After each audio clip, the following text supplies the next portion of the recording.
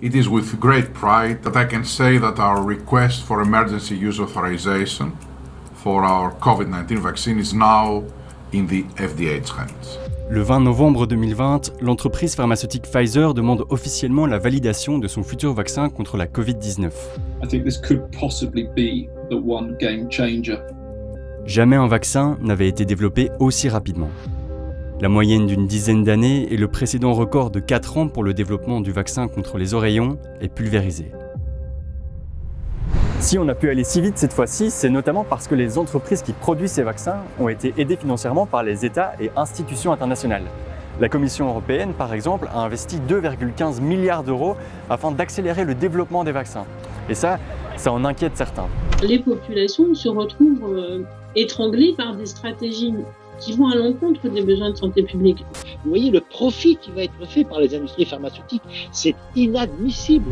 Il n'y a aucune raison que vous ne soyez pas en capacité de publier la marge faite par les laboratoires. Quelle est la structure de coût? Mais on doit évidemment toujours respecter les clauses de confidentialité qui sont dans le contrat. Une société commerciale, qu'elle veut faire du profit, ce n'est pas en soi mauvais.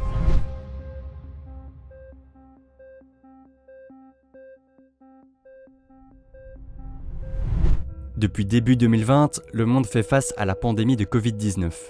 En moins d'un an, plus d'1,5 million de personnes sont décédées et l'économie mondiale est à l'arrêt. Le secteur de la santé tourne à plein régime pour maîtriser le virus. Mais en l'absence d'un traitement, la principale lueur d'espoir pour le monde médical est le développement rapide d'un vaccin efficace. Les vaccins sont parmi les médicaments les plus efficaces pour prévenir des maladies. Et donc aujourd'hui, le vaccin est plus que jamais une opportunité pour permettre cette immunité, cette réduction de cas sévères ou de cas de maladie. Le problème, c'est que pour éradiquer définitivement la pandémie, il faut que ce vaccin soit distribué au niveau mondial. Car si le virus n'est pas maîtrisé partout dans le monde, il pourrait revenir, même dans les pays déjà vaccinés.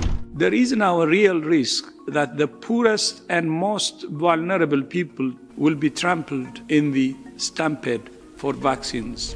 C'est un exercice inédit de coopération, d'accélération et de définition d'un nouveau bien mondial.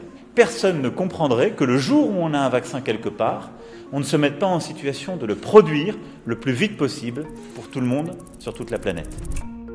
Un bien public mondial, en économie, ça désigne quelque chose qui impacte un très grand nombre de personnes et qui, selon la manière dont il est géré, a des conséquences positives ou négatives très importantes sur l'ensemble de ces personnes. Le vaccin contre la Covid-19 répond à ces critères, mais dans la pratique, c'est plus compliqué. On a expliqué que le vaccin était un bien public mondial, etc. J'aurais été très content que ça soit le cas. Mais s'il en existait, il serait soumis à des réglementations extrêmement strictes et à des sanctions extrêmement strictes. C'est le cas pour rien. Selon Benjamin Correa, la situation actuelle illustre plutôt une contradiction dans la gestion de notre santé publique. Car si le vaccin est un bien public mondial, il doit aussi être régulé. Or pour l'instant, c'est plutôt l'inverse. Ce sont les entreprises pharmaceutiques qui bénéficient d'un contrôle sur les vaccins via un système de brevets. Le droit international en matière de brevets pharmaceutiques est que l'entreprise qui dispose d'un brevet en a une exclusivité mondiale. Ces brevets permettent de booster l'innovation selon le secteur pharmaceutique. Mais par le passé, ils ont également limité l'accès aux médicaments pour des pays plus pauvres, notamment dans la lutte contre le sida.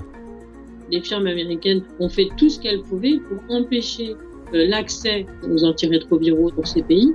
Et même le gouvernement américain a sorti sa loi 301 spéciale qui permet au gouvernement américain de sanctionner un pays qui irait à l'encontre des droits de propriété intellectuelle d'une de ces firmes. L'histoire du sida nous montre que justement, on est très très loin du bien commun. Résumons. On a donc un vaccin présenté comme un bien public mondial, mais qui est contrôlé par des entreprises privées. Alors comment fait-on ? I think this is where governments have a very important regulatory role to play. They can ensure, for example, that the demand is not artificially restricted, ask companies to make the pricing, share the pricing transparently with governments, have third-party audits to check, and I think now is the time in history to also find a similar compromise where, in the interest of people's lives, health and livelihoods, intellectual property rules have to be waived. Aruna Kashyap est l'auteur d'un récent rapport sur la distribution du vaccin réalisé par l'ONG Human Rights Watch. Selon elle, la solution se trouve dans l'argent que les États ont investi pour accélérer le développement des vaccins. Au moins 19 milliards d'euros qui leur permettraient de négocier avec les entreprises pharmaceutiques. En échange, les États pourraient par exemple exiger de la transparence sur la manière dont les prix sont fixés. Governments that are signing contracts using public money have to publicize it, have to be transparent and accountable to the public about how they are signing these contracts and what precisely they're putting into these contracts. I think people have a right to know. And I think that is a key piece of what is missing today.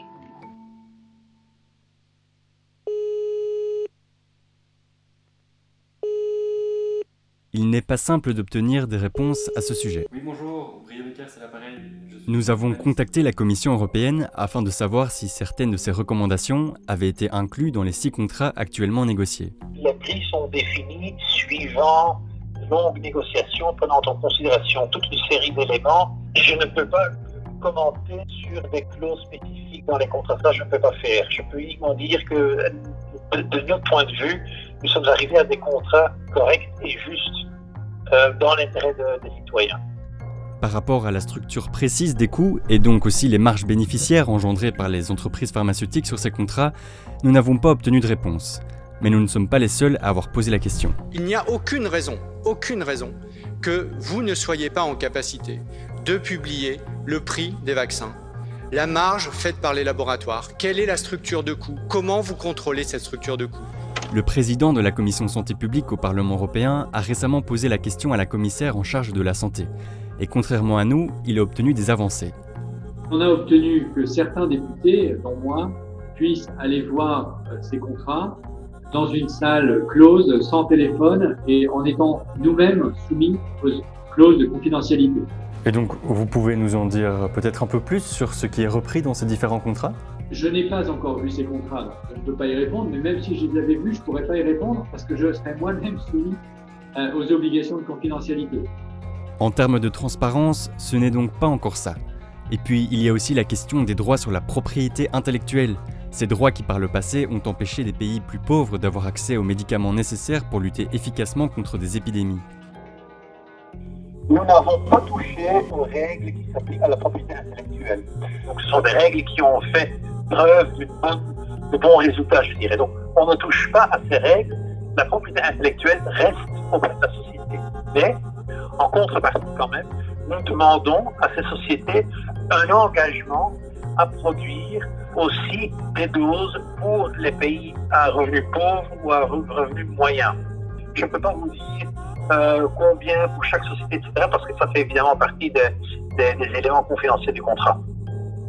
Il est aujourd'hui difficile de savoir si des mesures sont mises en place par les différents gouvernements afin de limiter les profits du secteur pharmaceutique sur un vaccin présenté comme un bien public mondial. En tout cas, les recommandations d'organes extérieurs n'ont pas l'air d'être mises en application pour l'instant.